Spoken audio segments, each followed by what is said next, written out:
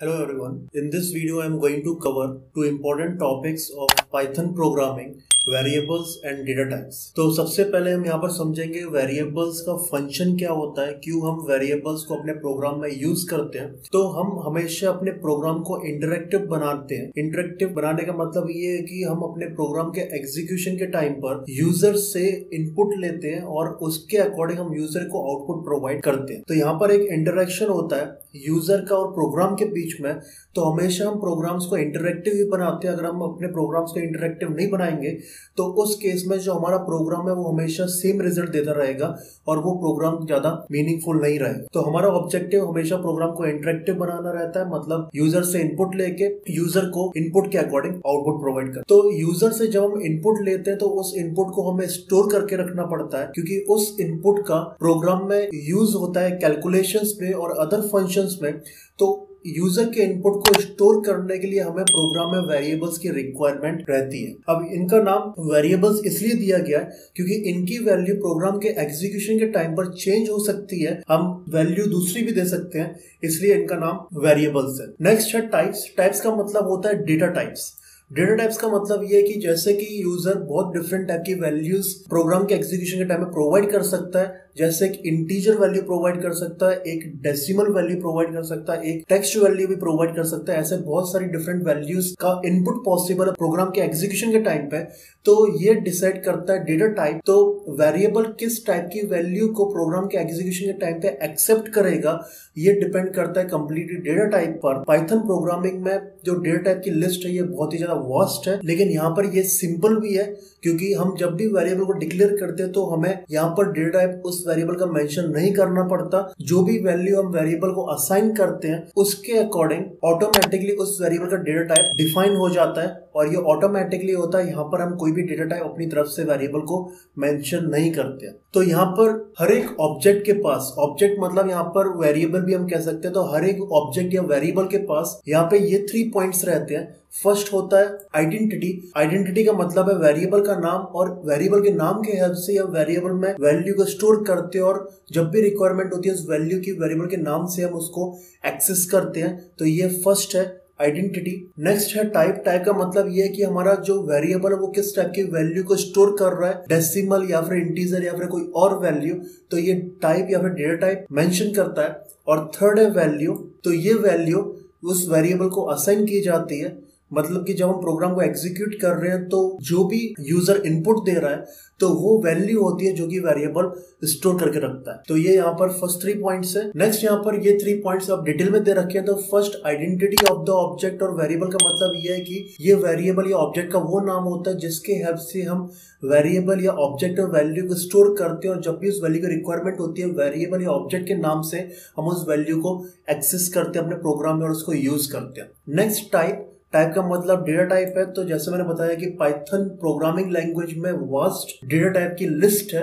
तो यहाँ पर हम देख सकते हैं टेबल दे रखी है। तो डेटा टाइप में यहाँ पर जो data types Python programming language में ये 5 कैटेगरीज में डिवाइड किए गए हैं। नंबर्स, नन, सीक्वेंसेस, फैट, मैपिंग्स। तो यहाँ पर ये हर एक डेटा टाइप हम देखेंगे 1 बाय 1।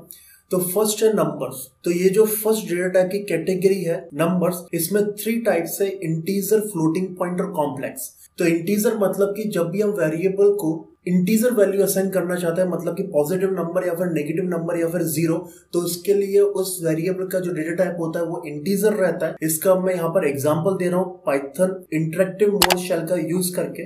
तो यहाँ पे मैंने पाइथन का इंटरेक्टिव मोड शेल का ओपन कर लिया है, और यहाँ पे सबसे पहले मैं एक वेरिएबल x को वैल्यू दे रहा हूँ -9।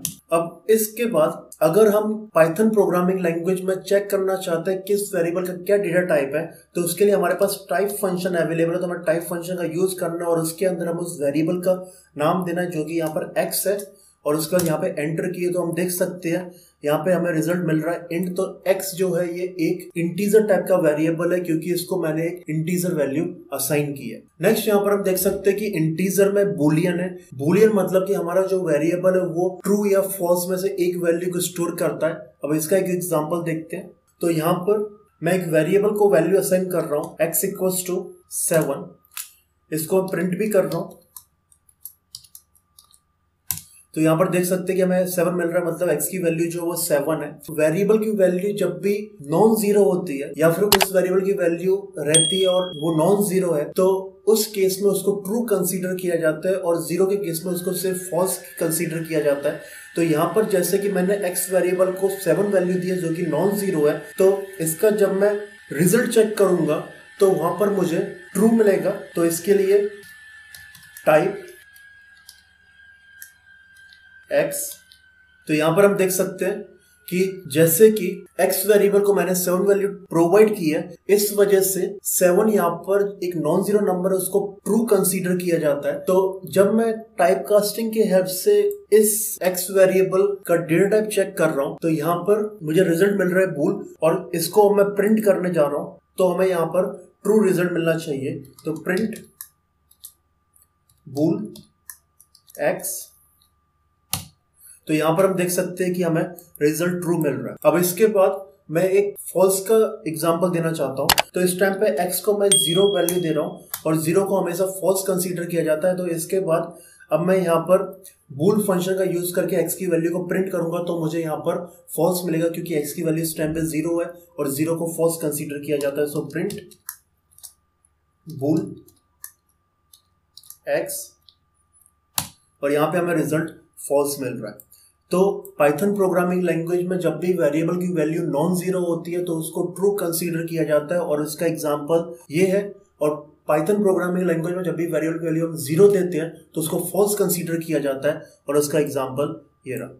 और यहाँ पे एक्चुअली मैंने ये ट्रू और फॉल्स वैल्यू को प्रिंट कराने के लिए टाइप कास्टिंग का यूज किया। इसको हम एक्सप्लिसिट टाइप कास्टिंग कहते हैं।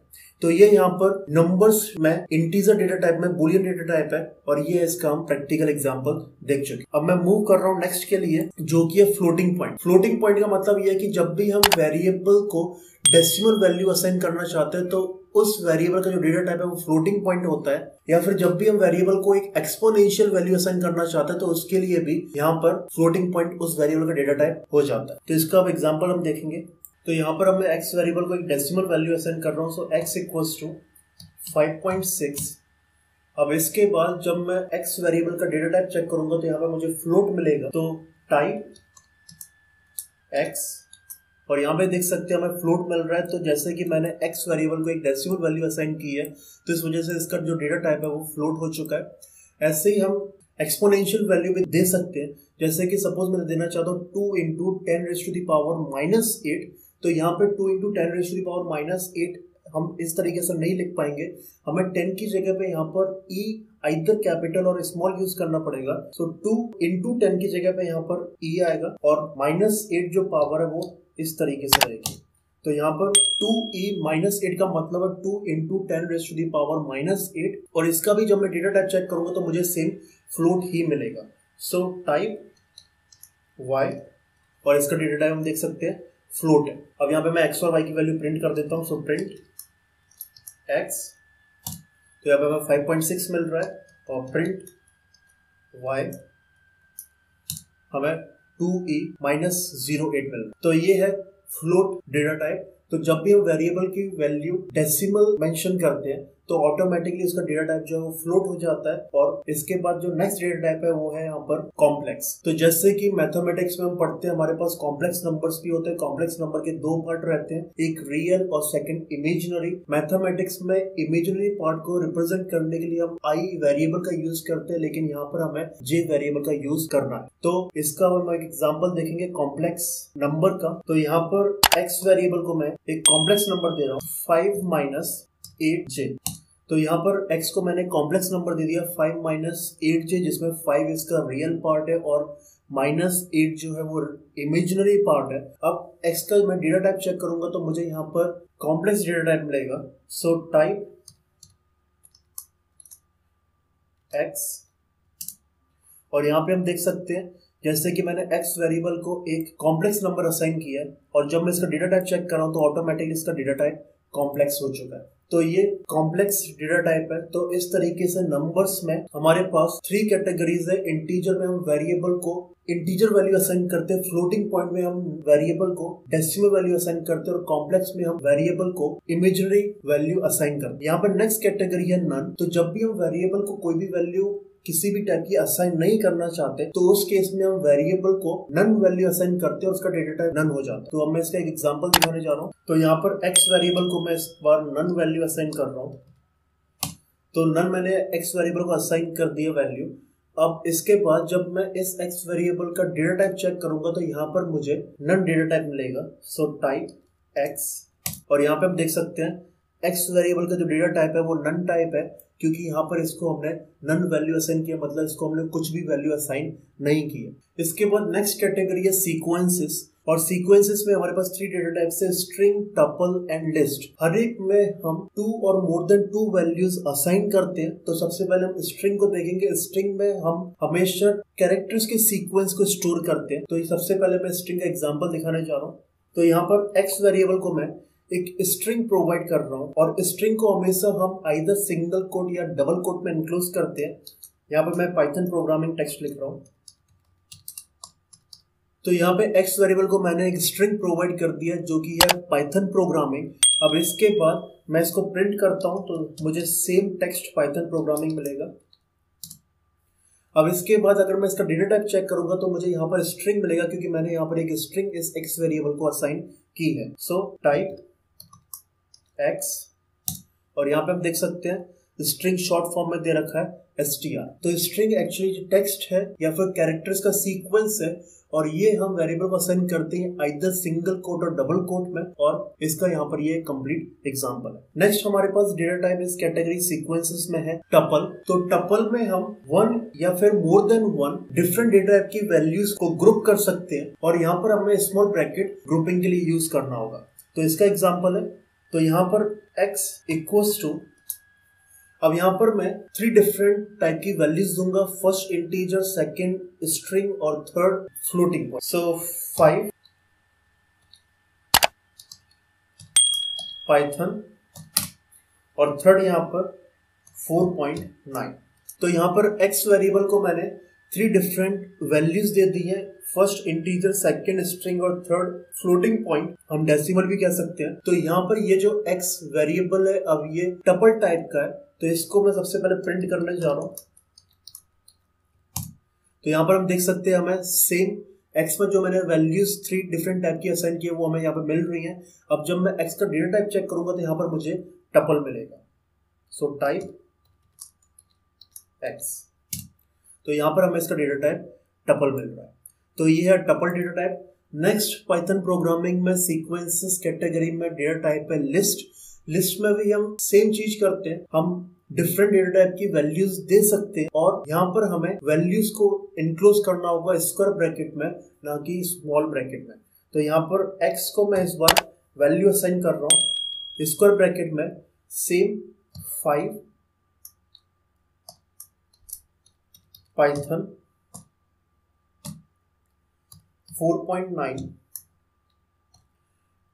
तो ये 3 वैल्यूज मैंने x वेरिएबल को यहाँ पर असाइन कर दी है, first integer, second string and third floating point. अब इसके बाद मैं x वेरिएबल की वैल्यूज प्रिंट कर रहा हूँ। सो प्रिंट x, मुझे ऑल 3 वैल्यूज मिल रही है स्क्वायर ब्रैकेट में एनक्लोज। अब मैं इसका जब टाइप चेक करूंगा तो यहाँ पर मुझे इसका टाइप लिस्ट मिलेगा। तो यहाँ पर हम देख सकते हैं कि हमें इसका डेटा टाइप लिस्ट मिल रहा है। तो ये यहाँ पर लिस्ट डेटा टाइप का एग्जांपल है। अब टपल और लिस्ट में डिफरेंस क्या रहता है वो जब हम इस कोर्स में इन दोनों टॉपिक्स को डिटेल में पढ़ेंगे तो वहां पर क्लियर हो जाएगा। नेक्स्ट यहाँ पर सेट्स है। तो सेट्स में भी हम डिफरेंट डेटा टाइप की वैल्यूज एक वेरिएबल मेंशन कर सकते हैं। तो उसके लिए यहाँ पर जो सिंटेक्स या फिर जो प्रोसीजर है वो इस तरीके से रहेगा। तो एक्स वेरिएबल को मैं एक सेट क्रिएट कर रहा हूँ। सो यहाँ पर हमें सबसे पहले सेट मेंशन करना है, देन उसके बाद small bracket opening, then square, और यहाँ पर मैं सेम 3 डिफरेंट डेटा टाइप की वैल्यूज असाइन कर रहा हूँ। So 5 Python 4.9। तो यहाँ पर मैंने x वेरिएबल को एक सेट बना दिया है, और इस सेट में हमारे पास 3 डिफरेंट वैल्यूज है। अब इसके बाद मैं यहाँ पर इसको प्रिंट करने जा रहा हूँ।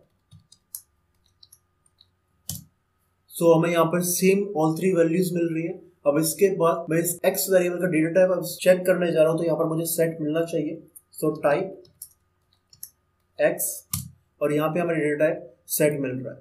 तो ये है सेट डेटा टाइप का एग्जांपल। इसका यूज क्या है, कहां पर हम इसको यूज कर सकते हैं, ये सब जब हम इस टॉपिक को डिटेल में पढ़ेंगे तब वहां पर समझेंगे। तो इस तरीके से हम सेट डेटा टाइप का वेरिएबल को डिक्लेयर करके यूज कर सकते हैं। नेक्स्ट और लास्ट यहाँ पर है मैपिंग्स, और उसमें जो डेटा टाइप अवेलेबल है वो है डिक्शनरी। तो मैपिंग और डिक्शनरी में जो डिक्शनरी डेटा टाइप है उसका पर्पस ये है कि एक्चुअली हम सीक्वेंसेस में जो डेटा टाइप से स्ट्रिंग, लिस्ट और टपल, वहां पर हम कोई भी एलिमेंट को अगर एक्सेस करना चाहते हैं तो वहां पे हम इंडेक्स का यूज कर सकते हैं और इंडेक्स 0 से स्टार्ट होता है। लेकिन डिक्शनरी डेटा टाइप में हर एक एलिमेंट को हम अपने अकॉर्डिंग जो इंडेक्स है वो असाइन कर सकते हैं। तो सबसे पहले हम यहाँ पे देखेंगे कैसे हम एक डिक्शनरी डेटा टाइप का वेरिएबल क्रिएट कर सकते हैं, कैसे वैल्यू असाइन कर सकते हैं। सो x इक्वल्स टू, यहाँ पर सबसे पहले हमें कर्ली ब्रैकेट का यूज करना पड़ेगा और सबसे पहले आएगा की और उसके बाद नेक्स्ट वैल्यू। तो सबसे पहले मैं यहाँ पर जैसे दे रहा हूँ 1 कोलोन और वैल्यू यहाँ पर है c,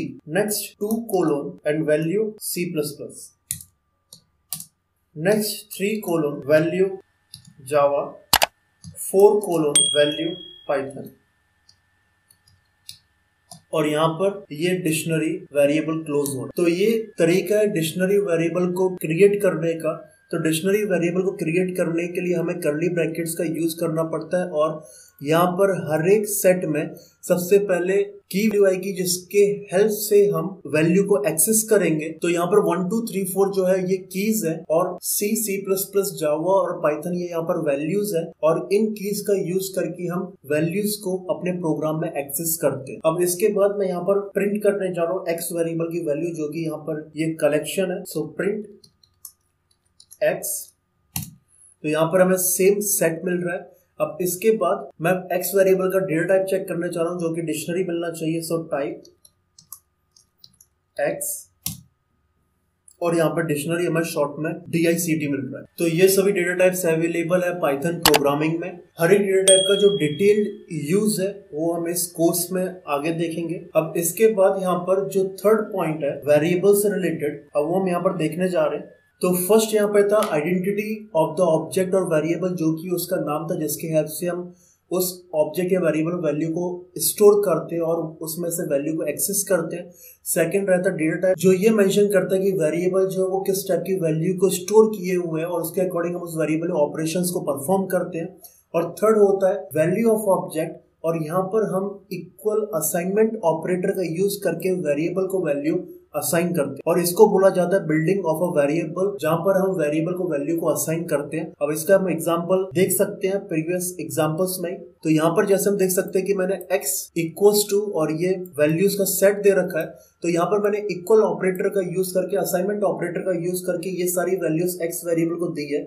तो यहाँ पर हम इस ऑपरेटर का यूज करके इस वेरिएबल को वैल्यू यहाँ पर दे रहे हैं। यहाँ पर भी देख सकते हैं जैसे मैंने x इक्वल्स टू और ये सेट दे रखा है यहाँ पर। तो यहाँ पर मैंने एक लिस्ट क्रिएट की थी और इस लिस्ट डेटा टाइप के वेरिएबल x को मैंने ये वैल्यूज इक्वल असाइनमेंट ऑपरेटर का यूज करके असाइन की है। तो ये थर्ड पॉइंट है कि वेरिएबल को हम वैल्यू असाइन करते हैं और उसके लिए हमें इक्वल ऑपरेटर का यूज करना पड़ता है और इस तरीके से हम वेरिएबल को वैल्यू असाइन कर सकते हैं। तो यहाँ पर पाइथन प्रोग्रामिंग का एक important concept variables and data types and हो रहा है। नेक्स्ट कॉन्सेप्ट मैं नेक्स्ट वीडियो में कवर करूंगा। तो अब इस वीडियो को मैं यहाँ पर एंड करने जा रहा हूँ।